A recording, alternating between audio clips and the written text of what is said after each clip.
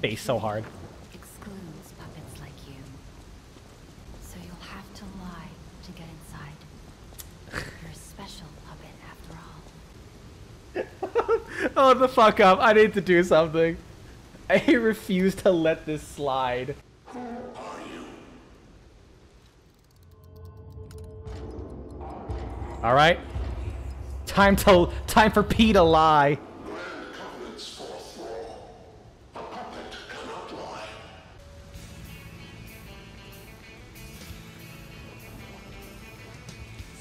There we go. Late title card drop. I'm like, if they didn't do a title card drop right after... Wait, are they gonna do it? Oh my god, please tell me they actually did it!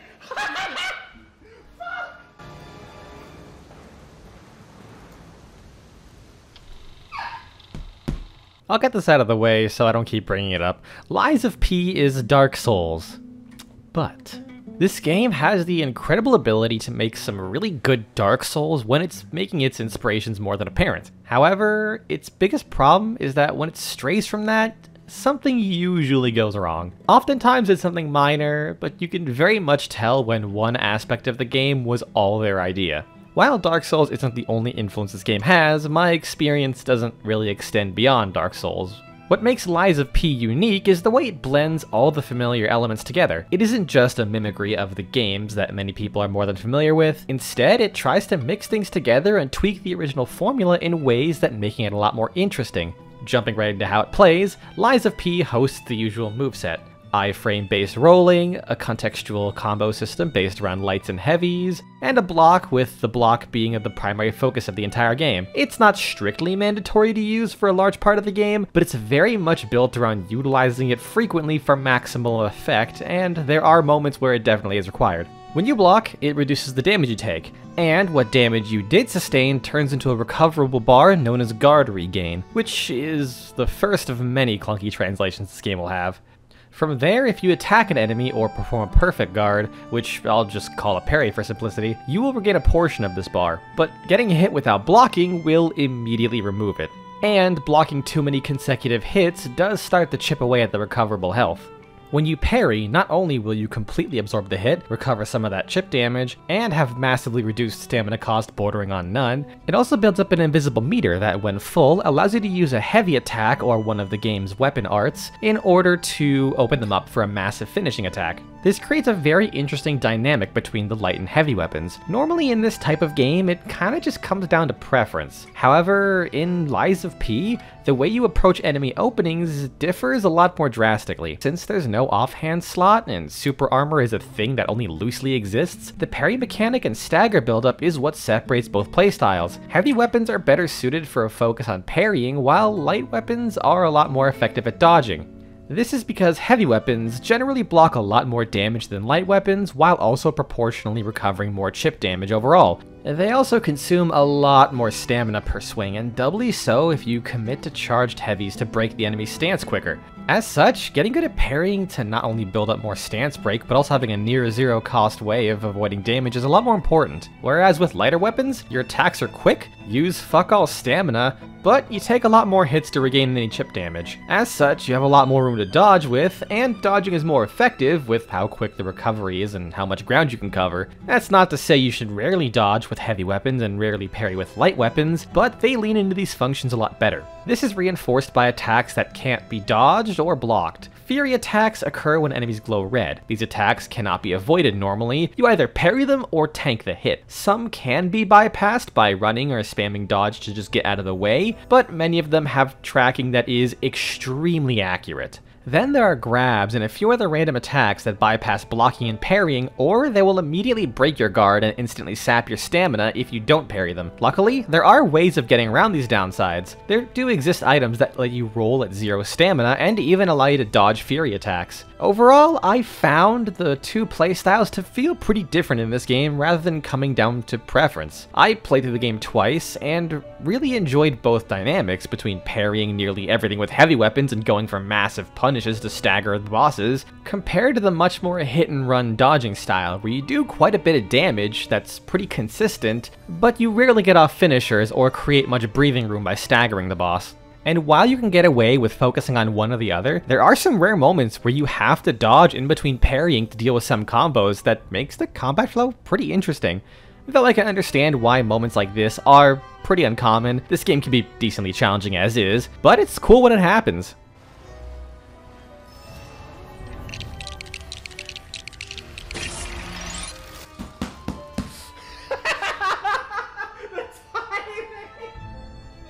In the place of offhand weapons, you get Legion arms. These are prosthetic arms that each serve a specific purpose. I found them to be mediocre overall as an addition, mostly because their function wasn't strong enough to justify how limited their use was. The starting Legion arm is just a fist that can kill maybe 4 enemies before it runs out. This could have been good by giving me a faster swinging attack to pair with a super slow weapon, but it has no functionality upgrades like every other arm, and without any damage upgrades, it relies entirely on scaling, meaning its damage fell off pretty hard by the end. The other ones I tried included a slow-charging electric explosion that, while very strong, was about as much risk and reward as just using a heavy weapon. The only benefit was applying electric status, which is a very good status effect since it makes enemies take more damage and stagger. I then tried a mine-laying device that took so long to arm it was barely usable beyond bosses, and while the extra damage was nice, some bosses were aggressive enough that it just wasn't worth it. And the best one I ended up using was the shield. Blocks a ton of damage, it can parry, and it allows you to attack while blocking, which has a fun bit of jank that allows heavy weapons to swing even faster. But since you can't block fury attacks, and it takes time to deploy rather than being instant, I just slowly stopped using it outside of cheesing a few specific things. Now, there are ways to get more use out of the Legion arms through stats, consumables which recharge it, and the passive tree, but the initial impression they gave was so underwhelming I decided to never spec into them further. And speaking of that progression, it's handled primarily through your stats and a skill tree. You have the expected vaguely renamed stats of motivity, technique, advance to replace strength, dexterity, and intelligence. Though this time around, all it affects is damage, since there's really no stat requirements for anything. The rest is handled by the passive tree. You find quartz all over the place, which can be slotted into various upgrades. Each slot requires you to pick a small passive from one of 4 categories: offensive, defensive, utility, and item/resource related. Once all slots are filled, you activate the upgrade, and every 2 upgrades, you unlock the next tier. These range from major bonuses, like more healing charges or amulet slots, to mechanics like adding stagger to enemies you parry, or allowing you to roll out of a knockdown quicker. And speaking of the healing item, I really like how they play around with it in this game. It functions as it always does, a limited use healing item that replenishes at checkpoints. But one feature that is new is that once you run out, you can get 1 charge back by attacking enemies. Not only that, but there's a number of passives on the skill tree that activate when you're out of healing charges. Damage reduction, decreased durability usage, lowering stamina cost, increasing damage dealt. I thought it was cool to give you a bunch of bonuses to encourage you to be aggressive when you're essentially in crisis mode by the time you have your last healing item. And that's one of the many ways this game rewards aggression. Your chip damage slowly drains if you haven't attacked an enemy. Enemies also have their own recoverable HP that applies to every hit and gets higher the less HP they have, but you can remove this if you break their stance and perform a finisher on them. The only mechanic that flies in the face of this aggressive encouragement is the durability system. Every hit and every block that isn't a parry reduces durability, but you have a free, infinite use item that can restore your durability. It just takes some time. Outside of bosses, this will never matter beyond making you remember to sharpen your hammer every now and then, but during bosses, you will usually have one phase of the fight where you either have to run away like an idiot to create space to sharpen, or forgo a damage window just to get some sharpening done. This never really added anything to the combat. I never felt like there was any extra pressure placed on me. All it did was serve as a weird break in the action to sit there for 5 seconds sharpening. Even worse, some bosses have phase changes where you can't or shouldn't attack them, so all you can do is make sure your weapon's topped up, and it'll never be a problem for the rest of the fight. Especially with the stance break attacks, they give you plenty of time to make sure your weapon is sharpened at the cost of missing out on one free charged heavy hit as the enemy is getting back up.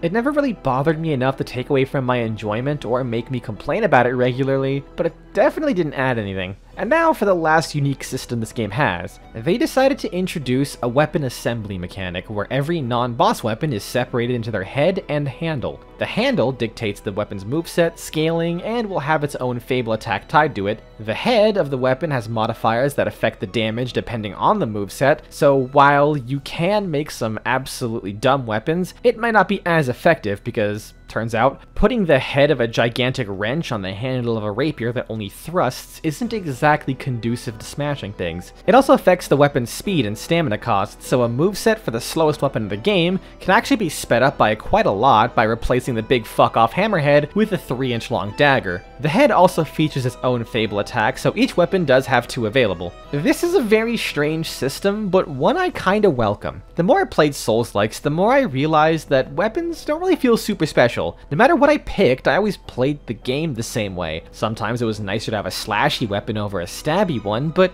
it never really extended beyond that. This isn't really a criticism to Dark Souls, mind you, but it made me appreciate Lies of P just saying, fuck it, you can make whatever weapon you want. Do you want to turn a cleaver into a comically disproportionate war pick? How about making the world's longest billy club? And they absolutely knew what they were doing when they give you a fucking power dildo to slap whatever head you want. I refuse to believe there's someone out there who didn't spend 10 minutes putting random heads on this weapon and laughing like a child. Overall, it was a neat system to see, not really groundbreaking, but it did give you the freedom to do whatever you want. Pairing certain Fable arts together, improving the range on a moveset you like with a different head, or changing weapons temporarily by placing the head on a new handle, giving you a better advantage for whatever specific situation you're in. For example, there's this one boss who was far too fast and accurate with his tracking to really dodge with, so if you didn't know how to parry him very well, he would just fuck you up. So I took my regular weapon head, put it on a new handle that had a very far lunging attack, and just used that to chip away at him. And beyond that, it did have one other slightly more unique use case. Since heavy weapons are slow, doing a charged heavy attack to break an enemy's stance was pretty painful. It was very risky, so I'd only have a few openings to really make it work, but you also only had a limited amount of time to break their stance. So what I did was take the handle of the salamander dagger and put a rapier head on it to give it a lot more range. The charged heavy for this weapon was less than half a second from wind up to connecting. Even with the weapon swap speed, lack of input buffering so I wouldn't be able to attack the moment I could, it was still faster and safer to do that than use a heavy weapon's charge attack. But with the mechanics out of the way, I can get to my favorite part of this game, the level design. I personally valued level design as much as the combat in this type of game, and this game delivers very well. Small branching paths to explore for items, occasionally you'll be given multiple ways of getting to the same endpoint, and boy, are there shortcuts galore in some areas. It is still overall a very linear game, but the levels are fleshed out enough that I rarely felt like I got tired of them. The only instance of me wanting a level to be over was the final level, for no other reason than, while it was one of the best levels in the game, it was incredibly long, and the build up at the start was slow and boring as hell, though that was likely to make up for the fact that the penultimate level was incredibly short. The pacing just felt off because of it. Even better, whenever this game pulls tricks on you, they usually feel very well done. They are still annoying, but in a way that makes me think, oh, these fuckers knew I was gonna do this. My favorite was this cliff with 2 snipers. They knew a player would try and stay behind as far as they could, so they would walk into this patch of grass that had a bear trap placed into it. Then, when they go for the backstab, they knew the player would blitz for the closer one to the left before they can aggro, so there's another bear trap right behind them. Those are the only 2 bear traps on that cliff. And yes, while I'm probably an absolute moron for walking into every trap in existence, I like to cope with the idea that developers just know the player too well. But there is actually one trick this game pulls that I also found hilarious, which is the crumbling floor gimmick. I swear, they used it so much. And the best part is, not every single one of those is automatic. Some of them I only discovered by retracing my steps, accidentally attacking on a bridge, and that attack triggered the bridge to collapse. Because, I swear to God, this game just loves to shit on you. Oh wait, no, this is a buff. What the fuck?! Ah! I also love how the game progresses in weather and time of days you go from area to area, and that it affects the entire world. You don't just teleport magically back and forth in time, just so that one area isn't always night and rainy. If it's raining during that part of the game and you go back to another point, it will affect every single location. My biggest gripes with some of the levels though is that they revisit the city a lot. And in places, it just blends together so much that I find it hard to reorient myself because it's just a bunch of samey looking alleys. That's not to say the city levels are that mundane, they still have their moments, but compared to the rest of the environments you go through, it's one of the worst. This game very much takes advantage of its theme of a fantasy industrial revolution. But what's a level without bosses to fight at the end? And overall, they're good. But same with a lot of stuff in this game, the bosses are overall pretty good, but there's just a couple things that stop them from being as good as they could be. It usually comes down to their fury attacks. Most of the bosses in the first half of the game I was able to get down reasonably quickly, but the major roadblock was almost always just eating fury attacks. You could argue skill issue, but some fury attacks have really slow windups and can be hard to read when the attack is actually going to begin. Then when it happens, it's super fast, and if you can't parry, you're just gonna get hit. And this can also be compounded by the boss AI. It's functional for the most part, but there's occasional moments where they just want to spam a singular attack over and over again, and even rarer moments where it'll continue its usual attack pattern that it's done the entire time and just cancel it into something else. It's so infrequent that I never really needed to stay vigilant for that to happen when the boss actually does try it. So that tendency to spam one attack can mean the boss is able to just spam fury attacks one after another, meaning if you can't deal with the erratic, unblockable, undodgeable attack that you may or may not even be able to run away from because it has very high tracking, you're just gonna fail. So I found this is less about getting good at something and more that fury attacks, especially when spammed like that, are disproportionately difficult to the rest of the boss. So most fights for me came down to, okay, I got a grip on the boss well enough to have beaten him, but I just keep getting hit by this one attack, which is something I've never felt in this genre until Lies of P. And it's not always just fury attacks. There are some other nasty attacks that a boss is required to do when it reaches a certain level of health. Two notable examples that were the primary, if I can deal with this attack, I just won. The first attack was from a boss that would charge up a laser and a slam from either side of its body. The boss never hit particularly hard, but this attack near one-shots me. I don't even think you can parry it, and there's not much of a way to tell when the laser's about to be fired, so it's really hard to dodge. I once tried to run away from the beam, and did, but the slam reaches across half the arena. Another boss had an attack it performs at about 50% life. It stands still to set its blade on fire, then performs a straight up 15-hit combo. You do not have the stamina to block it, and potentially even dodge it, because it tracks you very well and it's very fast, so you pretty much have to parry at least half the attacks or you just die. I had maximum fire resistance, maximum physical and slash resistance, and even then, if I didn't parry at least half the attacks, I was just fucked. The only reason I killed that boss as quickly as I did is because he just never did the attack for some reason. And then there's also occasional camera problems for bosses. Any boss that likes to charge at you will eventually put you against a wall and make parrying really hard. Or this one fucker who's a man on the end of a stick who just flails around so violently that locking onto him just sucks. Thankfully, the majority of these problems pretty much stop halfway through the game. I don't know if I got better or if the game got much easier, but once I beat the King of Puppets, it just stopped being anywhere near as hard.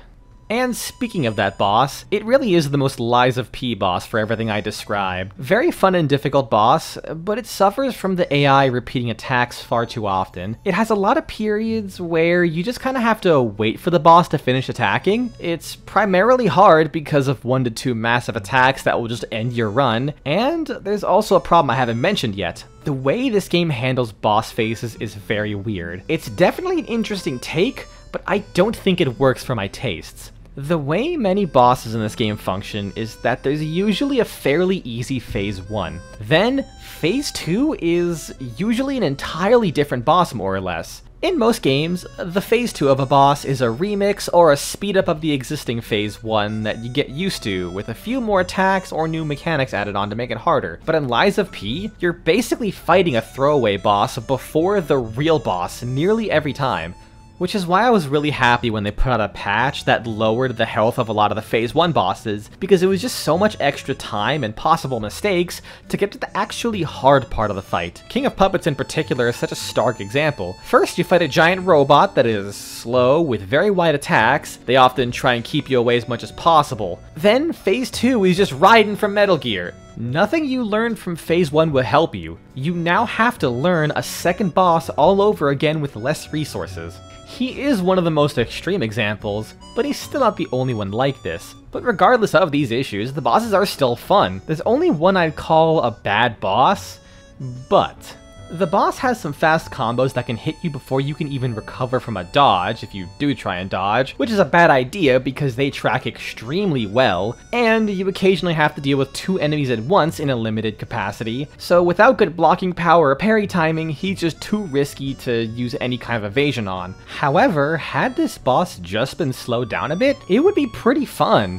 It really is just the fact he is far too fast that kind of sours the whole experience. And when I said I felt like I wasn't sure if the game got easier or I just got better, that comes down to some of the upgrades you get as the game goes on that make a pretty big difference. In the case of my heavy weapons build, I was able to eventually get so much stagger on running attacks and charged attacks that I would be staggering bosses pretty often. I also had so much guard regain that I could heal back 2 of the boss's hits with 1 attack.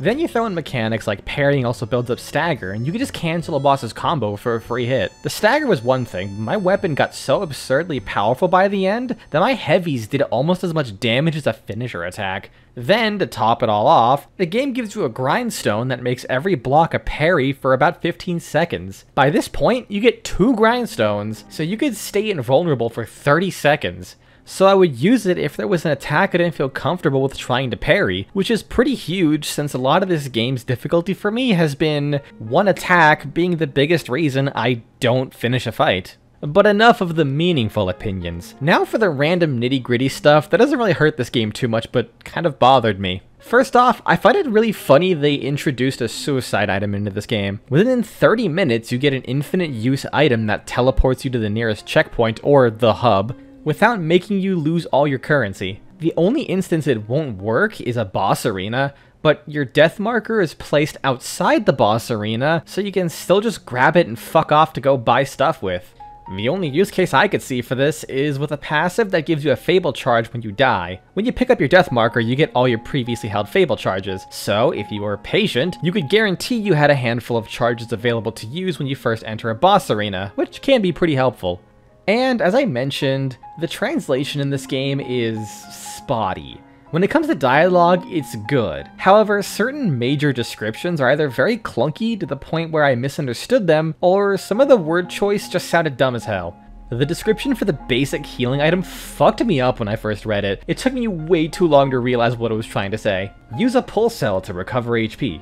There is a maximum number of times pulse cells can be used. When the maximum is reached, the pulse cell will be discharged. If you attack enemies while the pulse cell is discharged, the pulse cell will be gradually charged. It's just describing a basic consumable that can be recharged once it's been fully depleted, but what I read was that it automatically activates when you're at max charges, which made no sense since you start out with max. So saying you can use it a maximum number of times does work, but it's such a weird way to describe it that it just slid off my incredibly smooth brain. Another example is an item you use to upgrade boss weapons.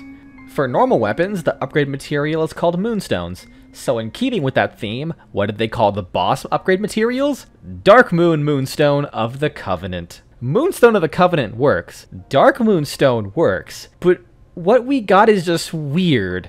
It's even worse when you see the higher quality version. Instead of Dark Moon Moonstone of the Covenant, it's Full Moonstone of the Covenant. I assume they tried translating a waning moon into English but got Dark Moon, since the item does look like that. Listen, I'm not a particularly cunning linguist since I have the reading comprehension of a 4th grader, but even this bothered the fuck out of me so incredibly mildly. Like, why the fuck is this called the P organ? I refuse to believe they didn't know what they were doing with this name. So that's Lies of P. I've been disappointed by a few Souls-likes in the past, and with Remnant 2 being one of my favorite games period by this point, this game had a lot to live up to. And despite the annoyances here and there, it very much satisfied my expectations, and I kinda want more, especially after seeing the post-credits scene. They don't hide the fact that Lies of P is just a Pinocchio Souls-like. So when they throw this out, I've never become more excited for a sequel or DLC in my life.